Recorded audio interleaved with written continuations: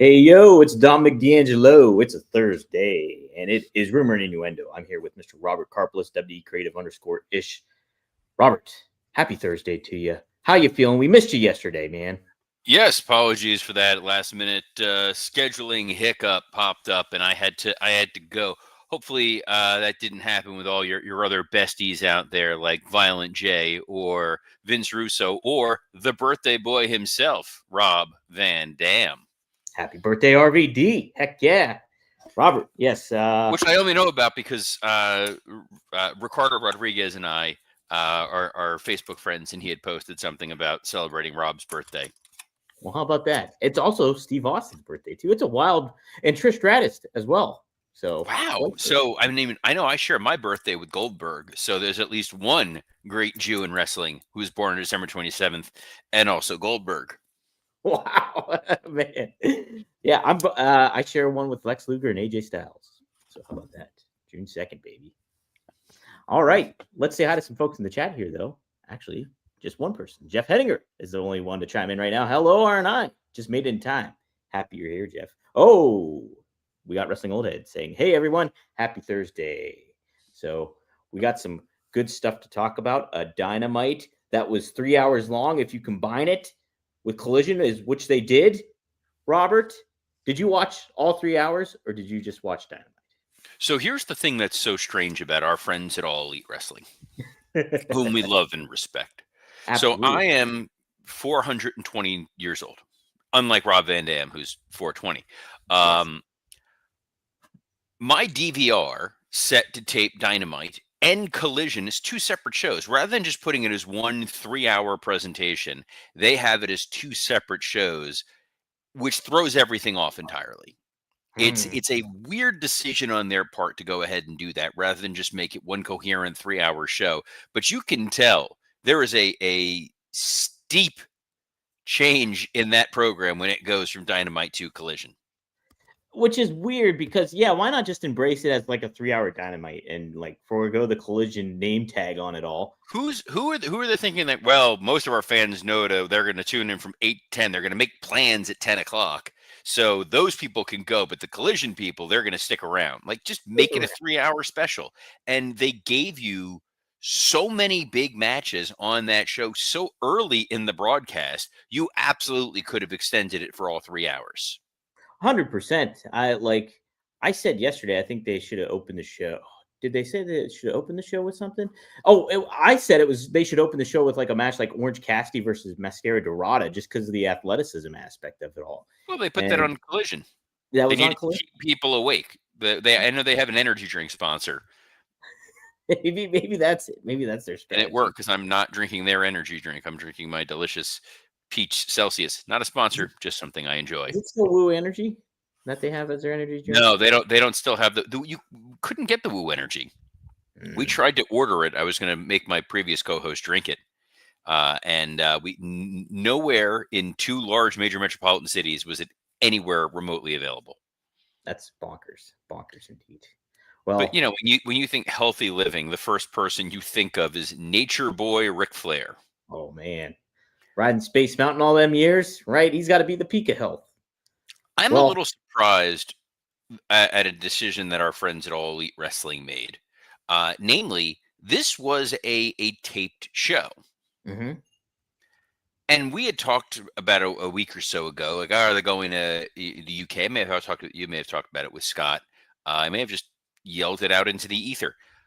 I said, MJF had been posting some things on social media that made it feel like he was going to potentially return sooner rather than later. And I go, there's no way they're going to have his big surprise return occur on a taped show so that it's out there on the internet. And then you're sitting there watching a segment where it's pretty lame duck when you know the big surprise. But they proved me wrong, Dom. They sure did. They went ahead and gave it away on a pre-taped show. Well, I mean, I did not know because I didn't know, like, I didn't tune in and figure out that, I didn't read the spoiler space is what I'm saying. So I didn't read the spoilers, but I did see MJF was trending on X. And unfortunately, the primary reason why I go click if someone's trending is "Oh no, what did they say?" or "Oh no, are they still alive?" That is very true. Denzel Washington gif where it's like, No, but that's hilarious. yeah. So when it was like, "Oh, MJF surprise," I'm like, "What the bloody heck?" Because they're in the UK. We're talking Dynamite. So that's what we have on the run sheet here today, correct? That is correct, Robert. Then And I gotta pull up the old notes on the old phone. right. Well, the show did kick off straight with a match. It was John Moxley. It was Roderick Strong. And John Moxley, he ends up getting the win. He's now has 6 points, is in contention now. I did not know that he was advancing that highly already. Last week, we just saw he was down and out on his luck, and now he's back on track, Robert. Do you like this storyline going on with Mox? John Moxley is the most compelling babyface they have in AEW. Yeah. He overcomes the early adversity in the tournament. He overcomes this fear of submissions that was going on, Mm-hmm. and he beats Roderick Strong. And then during Collision, cuts the second most compelling babyface promo I've seen from John Moxley this year. The first was, I think it was a week and a half ago, where it was about, as long as there's one grain of sand left in that hourglass. The Still hell are gotta they check it. doing? The dude like murdered Brian Danielson. He murdered Darby Allin. He murdered Sting. But now he's a baby face because I think they realized, oh man, we definitely need John Moxley on TV in order to preserve ratings, and we're not going to split up the Death Riders. So let's just go with plucky underdog babyface grizzled veteran John Moxley. Do you think this is more of an indication that they are splitting up the Death Riders and we're eventually just going to get that, ultimately get an official John Moxley babyface turn? And but like AEW just is not good at laying out what happens, that this is what we're stuck with right now. They just let things sort of fade away and Mm-hmm. then suddenly revisit it. Like, correct me if I'm wrong. The Young Bucks, Kazuchika Okada, and Jack Perry were an evil stable, all Yes. working together. Then it just like went away. One day people woke up and radio was television. So that's sort of what I feel like is going on here at the moment. I think it's also because you have the Don Callis family, who's very much a dominant stable on the show because they fill a number of segments. And then you have the Ops, who in theory is a dominant stable because Samoa Joe is the AEW world champion.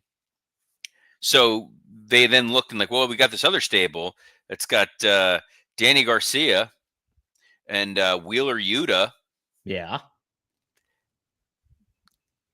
And a babyface Pac now, it And seems. a super hardcore babyface Pac and a world champion in another company, Claudio Castagnoli. It's just Sure. yeah. Yeah. I don't really have a whole lot to comment on it. Like Moxley is fun. I do like him, like the fact that he's the only former champion in the tournament and stuff. So it does add an element of that kind of intrigue to it. But ultimately, you still don't know what the end game is with this tournament. Like, are you just the Continental Champion? Will you be the Unified Champion? What's the deal? I don't get it. I mean, three people you definitely can't ask would be the Hurt Syndicate, who Yes. apparently have vanished into an abyss over the last several months. Well, you can ask Shelton, because wasn't he in the Battle Royal tonight? This last night? But the fact that the Hurt Syndicate was like a thing. Yes. And it seemed like they were teeing up that Lashley was going to have eyes on going after the world title, and they were going to have issues with the Ops, and they were feuding with Ricochet and his stable, and then just kind of gone. Seriously, this is like the Achilles heel constantly of AEW, is just having stars show up, making them feel like maybe a big deal starting off, and then they're just gone. And well, they kept Eddie Kingston on TV, so there's Mhm. that. Eddie Kingston cut a promo in the back that was basically, yeah, I lost, but I'm gonna come back and win again at some point. You do you. Merry Christmas. It's kind of what it felt like, a Christmas card that you see on television, like during like the mid-90s or something. That's what it felt like. Hey, we had a winner take all, $1 million winner take all, Robert. It was the Elite. It was the Don Callis family. And the winners did take it all. That was Omega, Matt and Nick Jackson, friends again. They pinned Hechicero. Could you believe it? As they defeated him. Totally stunned. If you would Yes. have read off the names, Matt Jackson, Nick Jackson, Kenny Omega, Kazuchika Okada, Konosuke Takeshita, and Hechicero. Gee, I wonder who's taking the pin. I think Hechicero may actually be Spanish for taking the pin. Taker of pins. That could be very much it. Like a criminal and a hot topic. He's the taker of pins. My hope, if there was in fact a hope to come out of this, is that if there was going to be a segment and you're trying, you got Okada mad at Takeshita, Takeshita mad at Okada, and the fact that the two of them arguing with one another is what led to this. You get Don in there, and he goes, he looks like he's yelling at Takeshita, and it's like, we know whose fault this is, Hechicero.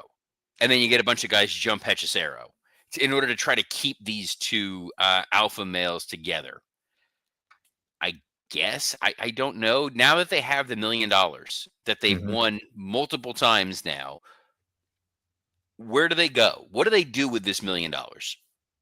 Yeah. What is the storytelling element of all this? And I think another thing this match was in the middle of the show.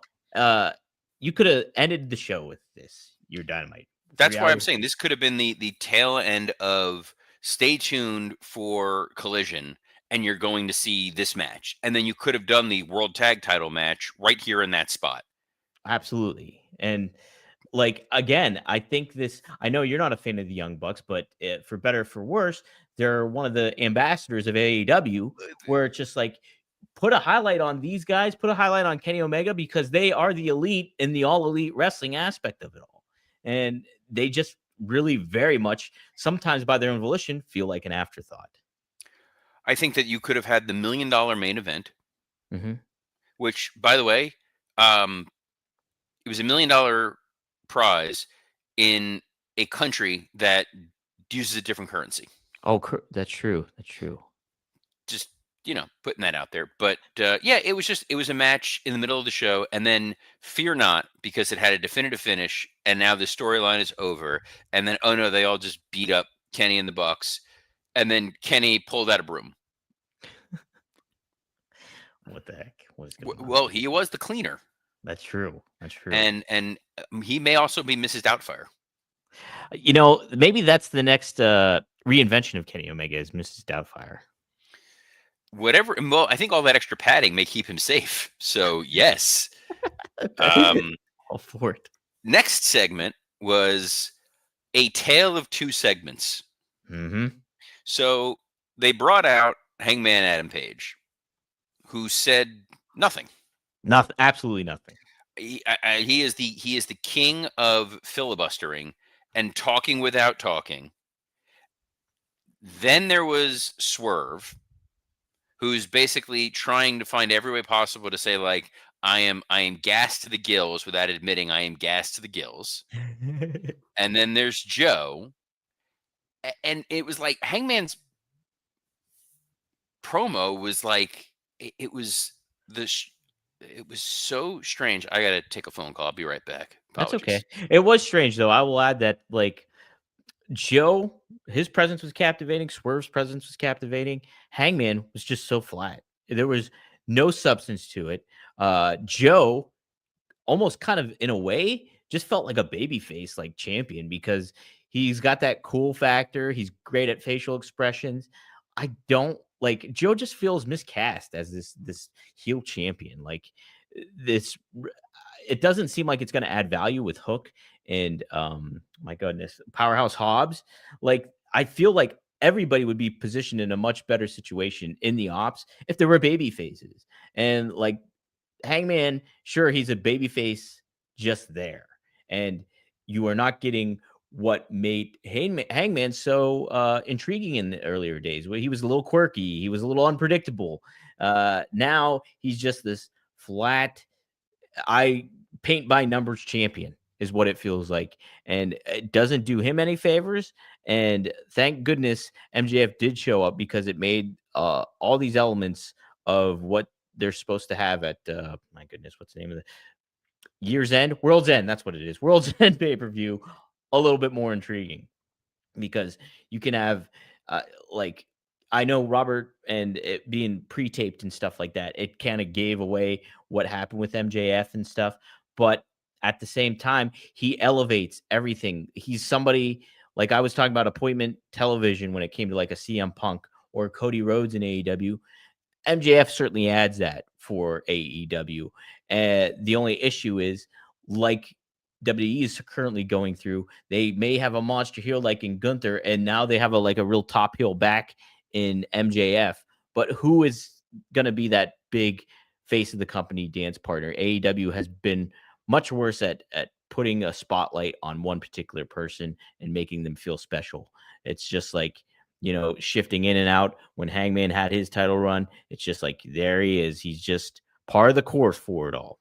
And so, and like Swerve has that element to him too, I think, where he can be a top face for sure. But I don't know. I don't know what is kind of missing with that top babyface connection with Swerve. Part of maybe what I feel is a lot of these stars, and I said this on my show with RVD, was that they feel very attainable nowadays. Like you interact with so many of these talents on social media; they're very accessible in that regard. I think being on social media can take away a little bit of that element of intrigue and stuff like that.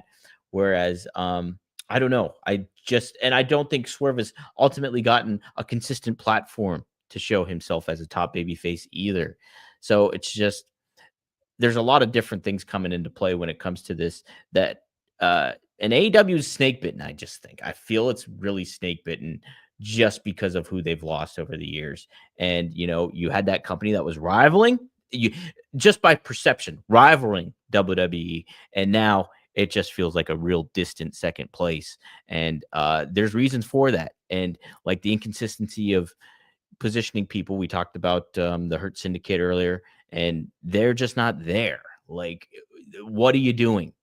What are you doing not making people feel important? Was Mark Briscoe even a factor on this show? I don't think he was. And so it's just like you want to keep tabs.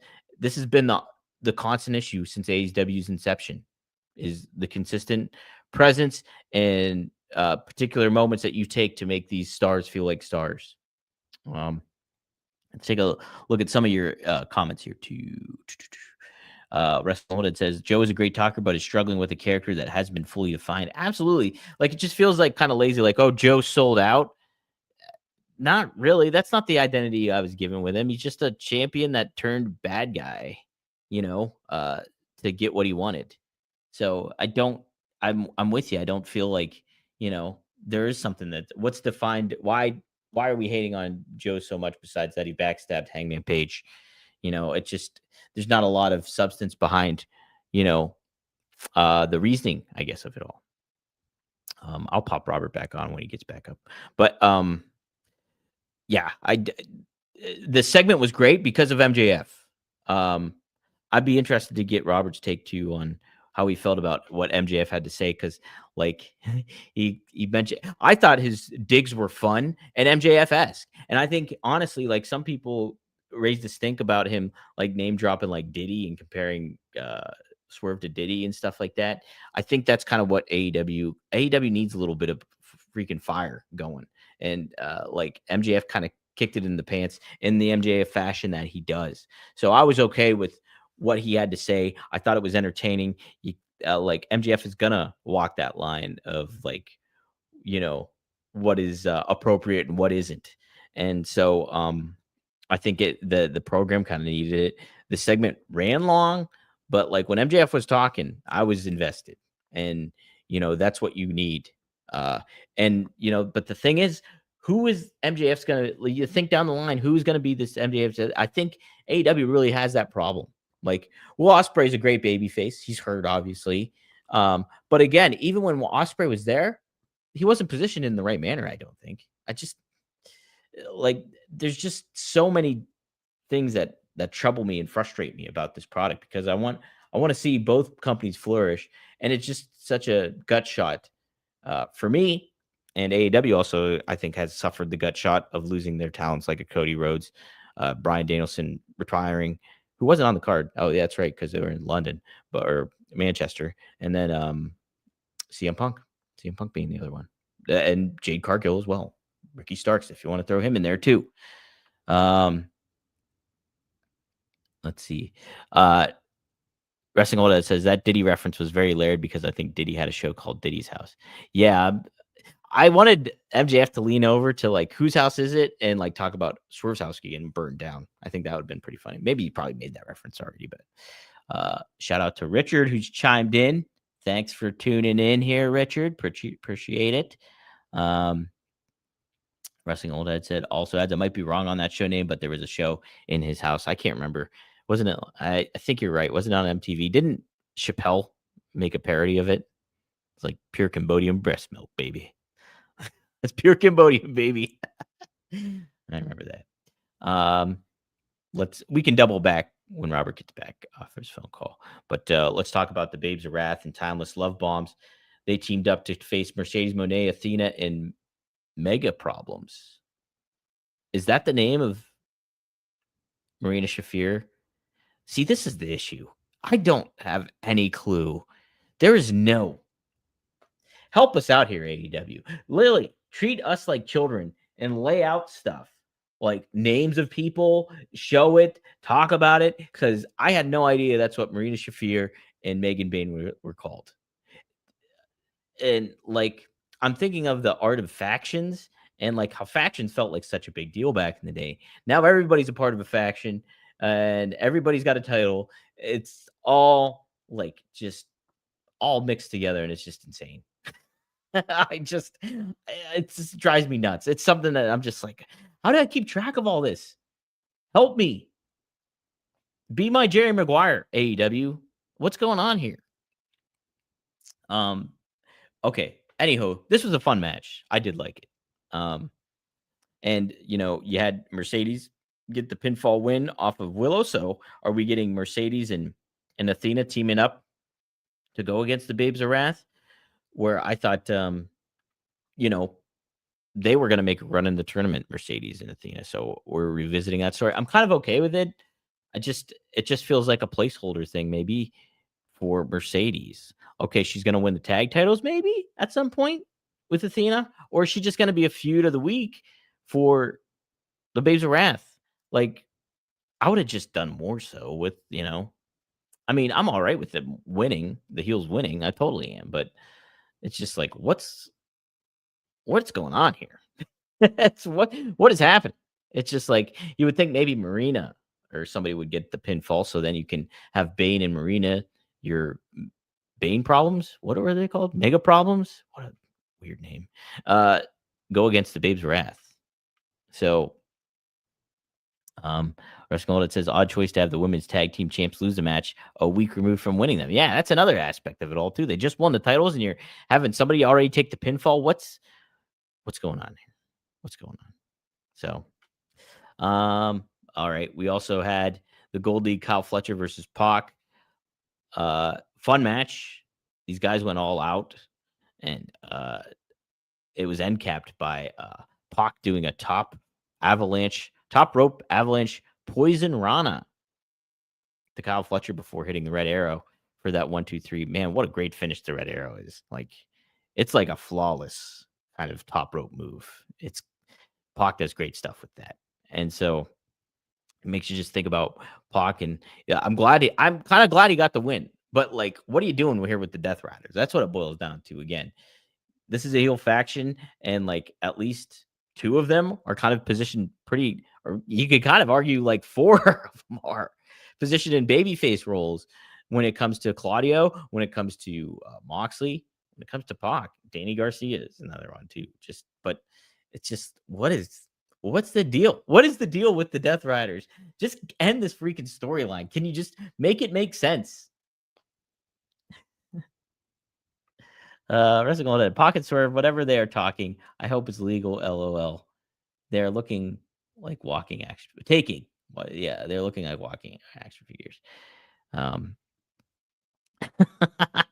Jeff Henniger, Robert has been gone a while. Is he doing C2 meth? I just imagine him like Charlie from that Always Sunny in Philadelphia, where Charlie's got the lines behind him, from the investigation. That's what Robert's doing right now. He's like, that's what's going down, Robert. Man. Oh, speaking of Robert, he is back. Boom. Oh, I just removed him. Hold on. Hey, Robert, welcome back. Sorry, but all of a sudden all I hear is you just saying do do do do do and like moving your hands, and I was like, oh, good, he's having a stroke live on air. No, I was saying what you were doing with the Continental Classic, trying to do math. Jeff I can't figure. No, that was what that call was about. That was for some reason people think during office hours or during a workday they can just call me during a workday. So I needed to jump off and take that call, and sadly, none of it was about MJF's glorious return. Yes, I talked about it, but I want to double back because I want to get your thoughts. What he had to say. I thought this whole situation, the title picture, the top main event aspect of it all needed a kick in the pants. MJF kind of gave it with what he had to say. I was all right with like the Diddy comments. I was all right with the digs he took at Samoa Joe. He made it fun. He made it MJF-esque, and I think that's what AEW kind of really needs right now. It felt like it was a different program entirely, and I think that's why I liked it. Yes. There was a safe route. There was a phone it into the end of the year route. There was what WWE is doing over on Raw route, which is we just want to get out of the rest of the year and we'll focus on 2026 and 2026. MJF showing up in there as plugged in and as engaged as he was and calling out how terrible everything else has been on this program. It felt like you could use this iteration of MJF as a babyface, as a heel, and not change who he is. Mm-hmm. And I think that they wanted that flexibility because I think the audience is confused with, wait, why are Hangman and Swerve getting along okay? Hangman does sound like a bitch, which has been a problem of his for quite some time, that he does not sound like a real babyface. No. When he talks, there's a whiny, complaining element to it. He's almost like a shorter Drew McIntyre in the way that he's been talking. And this idea of, well, I was going to be virtuous, and when I won the title, I would give a shot to Darby, and I would give a shot to Ospreay, and like, what is this? It's not intriguing at all. It was very, very odd. And then it was just like MJF being like, "Oh no, I'm back. We're good. There's a hand on the wheel, and we are moving forward." That's what it felt like, Robert. And we are moving forward, Dom. We are moving forward. Anything else you want to cover when it came to what happened on Dynamite? I'd mentioned the Pac and Kyle Fletcher match. Thought it was fun, but it's just like we said earlier, it's like a head scratcher when it comes to what you're doing with the Death Riders. It's not even a question what you're doing with the Death Riders. I don't know that if I was Tony Khan, I would feel that comfortable beating Kyle Fletcher as clean as many times as you. I get that it's the Continental Classic and it's the tournament and whatever and da-da-da-da-da. I would not be beating that guy. He was literally the number one contender for your world title a few months ago, and he is your next big rising star. And then you got him losing clean to Pac. Which, like, I'm not as against that necessarily, but yeah, it does diminish maybe what Kyle Fletcher's done, especially he's taken up 2 losses in a row with Speedball Mike Bailey and then Pac. It's just like, I get the intrigue of it, hey, what's happening in the Continental Classic? But I mean, I don't know. Is that a good investment that you're making when it comes to all that? I don't know. But it's a good investment, Dom, is tuning in here every Monday through Friday at noon Eastern. We're available on a plethora of platforms, including the WW Creative _ISH X account, the @Dominic D'Angelo X account, the @SE Scoops X account, and on YouTube on Rumor and Innuendo, Podcast Heat, and ad-free shows. And on behalf of the man who has a brighter future in the NFL than Tua Tagovailoa, Dominic D'Angelo, I'm Robert Karpelis. Best of luck in your future endeavors. Put me and Mike McDaniel. We have glasses together. We're both nerds. Shh.